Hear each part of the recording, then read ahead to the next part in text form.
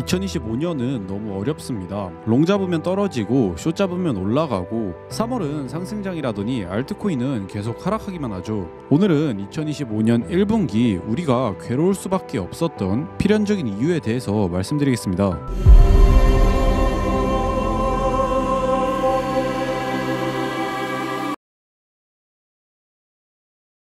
오늘 새벽에 관세 발표가 있었죠. 그 과정에서 차트를 굉장히 흔들었는데 간단히 요약을 해보면 여기에서 블룸버그 찌라시 뉴스가 나오면서 상승을 하기 시작하다가 트럼프가 진짜 발표를 하자 비트코인은 나스닥과 함께 딥한 하락이 나왔습니다. 사실 우리 모두가 미리 알고 있는 예견된 악재였고 예견된 하락이었죠. 그치만 또 실전은 어렵게 움직인 것 같습니다. 그리고 그 과정들에서 이러한 변동성들이 자꾸만 완벽했던 시나리오에 흠이 가게 만드는데 오늘 영상을 통해 명확하게 답을 내려드리겠습니다. 자, 우선 계속해서 보고 있는 메인 관점은 동일합니다. 지금 나오는 이 조정은 2023년도의 시작점, 이때부터 시작된 상승에 대한 조정이라는 것이죠. 그렇기 때문에 그 기간이나 가격이 깊은 것은 당연한 것이고 결국 이 조정이 마무리가 되면은 신고점을 돌파하는 상승이 나온다고 했습니다. 그치만 중요한 점은 언제 어디에서 이 하락이 마무리되는가이죠. 분명히 그 시나리오들을 어떻게 세우고 어떻게 대응하는지에 따라서 다음 사이클에 차를 바꿀지 집을 바꿀지 아니면 쪽박을 찰지가 결정이 될 것입니다. 자, 그러면 본격적으로 오늘 영상 시작하기 전에 미리 구독 눌러주셔도 좋고 영상 끝까지 보시고 구독 눌러주셔도 감사드리겠습니다.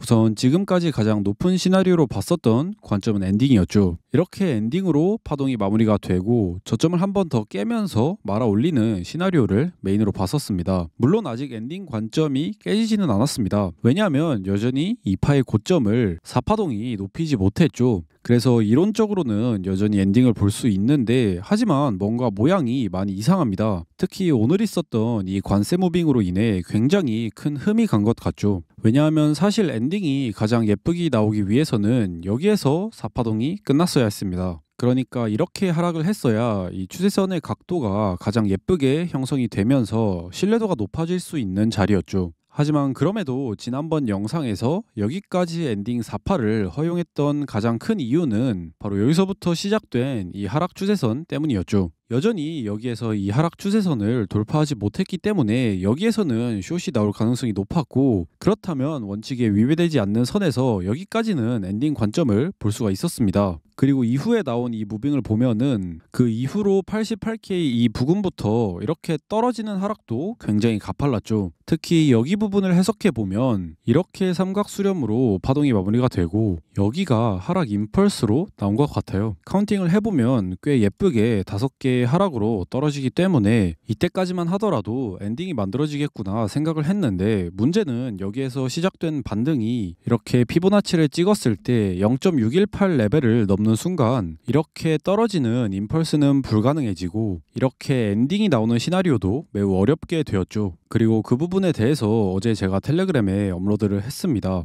618을 넘기면 많은 시나리오가 꼬이기 때문에 그래서 여기에서 스윙 숏 포지션, 단타 숏 포지션을 모두 익절을 했죠. 자, 그러면 이제는 상승을 볼 수 있는 건가? 라는 질문에 대해서 답을 드리자면 아닙니다. 왜냐하면 지금 상황에서 상승 추세로 전환이 될지 아닐지를 판단할 수 있는 가장 중요한 기준은 바로 이 하락 추세선이죠. 그런데 아직 이 추세선을 명확하게 돌파를 하지 못했기 때문에 상승 추세로 전환이라는 판단을 할 수가 없습니다. 일봉 차트로 보면은 복마감을 명확하게 추세선 아래에서 했고 4시간봉 차트로 본다면 이 부분을 트랩으로 볼 수가 있겠죠. 어쨌든 돌파를 하지 못했다고 보는 것이 맞습니다. 자, 그러면 엔딩 관점도 희박해지고 그렇다고 상승을 볼 수도 없는 상황인데 지금은 어떻게 해석을 하는 게 맞을까? 이거에 대해서 말씀을 드릴 건데 제 경험상 차트가 이렇게 복잡할 경우 대부분의 귀결점은 바로 수렴이었습니다. 지금도 마찬가지죠. 이렇게 추세선을 그어보면 고점이 점점 낮아지고 저점이 높아지는 수렴 형태를 확인할 수 있습니다. 그래서 이 전체 조정이 이렇게 마무리가 되는 시나리오에 대해서도 우리가 고려를 해볼 수가 있는데 한 가지 문제가 있죠. 바로 우리가 아는 일반적인 삼각 수렴과 다르다는 것입니다. 특히 수렴의 시작 부분이 조금 이상하죠. 그래서 억지가 아니냐라고 할 수 있는데 다행히 이런 형태는 전형적인 불규칙 삼각 수렴입니다. 글렌릴리 이론에 나오죠. 이 불규칙 삼각 수렴에 대해서 조금 설명을 드리자면 첫 번째로 수렴의 A파동이 B파동보다 짧은 수렴을 말합니다. 그러니까 그러니까 처음에는 이렇게 러닝 플랫처럼 만들어지다가 한 번 더 고점이 낮아지고 저점이 높아지면서 이렇게 추세선을 타고 수렴을 하면은 그게 불규칙 수렴이 되는 거죠. 그래서 차트를 보면은 이렇게 A파동의 길이가 B파동보다 짧고 고점과 저점을 낮추면서 수렴이 만들어지고 있습니다. 이 불규칙 수렴의 가장 큰 특징 중 하나가 B파가 A파동의 1.618을 넘기지 않아야 한다는 건데 그것도 맞죠. 그리고 무엇보다 삼각수렴의 가장 중요한 특징인 거래량을 봐도 감소를 하고 있습니다. 그래서 지금 상황에서는 메인 시나리오를 엔딩을 보기보다는 이렇게 떨어지는 복합 조정의 마지막 부분이 이렇게 불규칙 삼각 수렴으로 마무리가 되고 있다라고 보는 게 더 합리적일 것 같습니다. 자, 그러면 여기를 수렴으로 본다면 앞으로의 시나리오가 조금 더 확실해지죠. 첫 번째, 수렴의 분출이 상방이 되는 시나리오.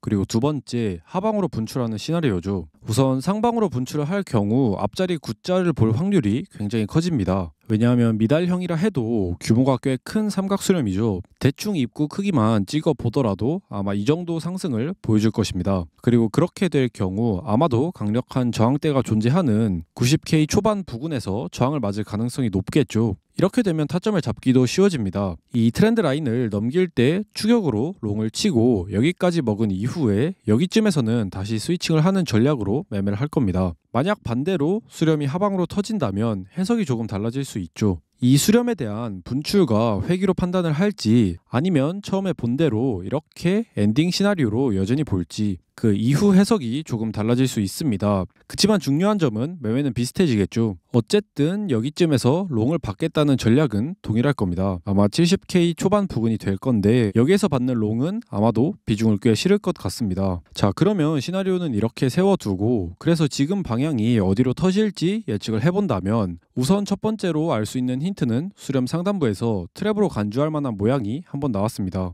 그렇기 때문에 만약 주말 전에 오늘 내일 중으로 빠르게 무빙이 나올 거라면 저는 하방으로 터질 가능성이 더 높다라고 생각을 하고 만약 오히려 주말을 건너면서 시간을 질질 끌게 된다면 그때는 상방의 무게를 좀 더 둘 수 있다고 생각을 합니다. 그치만 제 구독자분들은 이제 아시겠지만 수렴 매매에서는 방향을 예측하기보다는 확인을 하고 진입하는 편이 더 유리합니다. 특히 시간 프레임이 큰 경우에는 먹을 구간이 더 많기 때문에 더 그렇죠. 그래서 앞으로 어디로 방향이 터질지 어떻게 매매를 할지에 대해서는 제가 텔레그램에 남기고 있으니 후속으로 관점 참고하실 분들은 고정 댓글 참고해 주시면 되고요. 그리고 종종 라이브 방송도 키고 있으니까 오늘 영상 도움이 되셨다면 그리고 제가 매매하는 거 후속 관점들이 더 디테일하게 궁금하신 분들은 구독 한 번씩 눌러주시고 앞으로도 함께 할 수 있었으면 좋겠습니다. 자, 그러면 오늘도 끝까지 시청해 주신 여러분 감사합니다.